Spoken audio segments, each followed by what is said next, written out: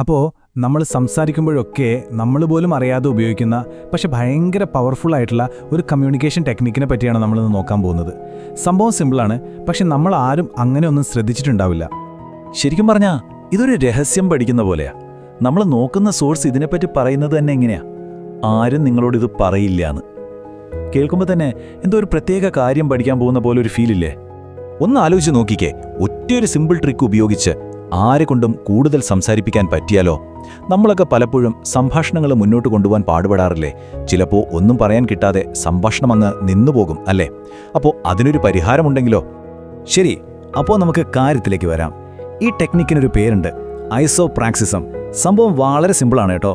ഒരാൾ നിങ്ങളോട് എന്തെങ്കിലും പറയുന്നു, നിങ്ങളത് കേട്ടിട്ട് അവർ പറഞ്ഞ അതേ വാക്കുകൾ അതേപടി ഒരു ചോദ്യമായിട്ടങ്ങ് തിരിച്ചു ചോദിക്കുന്നു. അത്രയേ ഉള്ളൂ. ഇതെങ്ങനെയാ ചെയ്യുന്നതെന്ന് നോക്കാം. വെറും രണ്ട് സ്റ്റെപ്പേ ഉള്ളൂ.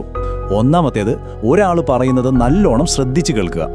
രണ്ടാമത്തെ സ്റ്റെപ്പ്, അവർ പറഞ്ഞ ആ വാചകം അതുപോലെ എടുത്ത് ഒരു ചോദ്യത്തിന്റെ ടോണിൽ തിരിച്ചു ചോദിക്കുക. ഒരു വാക്ക് പോലും നമ്മുടേതായിട്ട് ചേർക്കേണ്ട ആവശ്യമില്ല. ദാ ഈ ഉദാഹരണം ഒന്ന് നോക്കിക്കേ.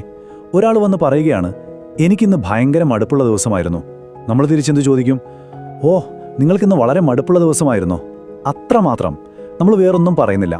അവരുടെ വാക്കുകൾ ഒരു ചോദ്യമായിട്ട് അവർക്ക് തന്നെ തിരിച്ചു കൊടുക്കുന്നു. ശരിക്കും പറഞ്ഞാൽ അവരുടെ ചിന്തകളെ പ്രതിഫലിപ്പിക്കുന്ന ഒരു കണ്ണാടി പോലെയാണിത് പ്രവർത്തിക്കുന്നത്.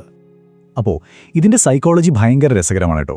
നമ്മുടെ ലക്ഷ്യം ഒരു അതേ എന്നോ അല്ല എന്നോ ഉള്ള ഉത്തരം കിട്ടലല്ല, പകരം ആ സംഭാഷണത്തിൽ ഒരു സ്പേസ് ഉണ്ടാക്കലാണ്, ഒരു ചെറിയ ഇടവേള. ആ ഒരു നിശബ്ദതയുണ്ടല്ലോ, അത് ഫില്ല് ചെയ്യാൻ വേണ്ടി മനുഷ്യർ സ്വാഭാവികമായും ശ്രമിക്കും. അപ്പോൾ അവർ കൂടുതൽ കാര്യങ്ങൾ വിശദീകരിക്കാൻ തുടങ്ങും.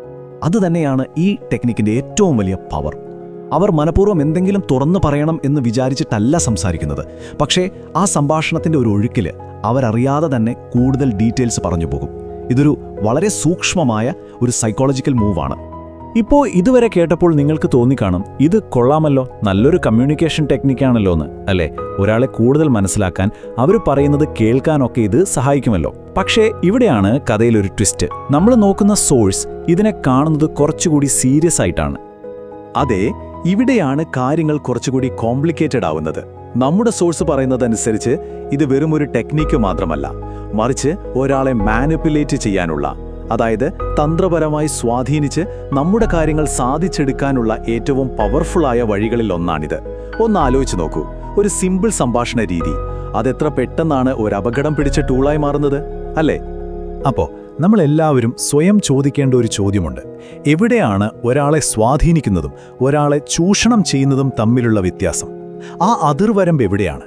ഈ ഐസോപ്രാക്സിസം എന്ന സിമ്പിൾ ടെക്നിക്ക് നമ്മൾ ഉപയോഗിക്കുമ്പോൾ ഒരു താക്കോലായി മാറുമോ, അതോ ഒരു ആയുധമായി മാറുമോ?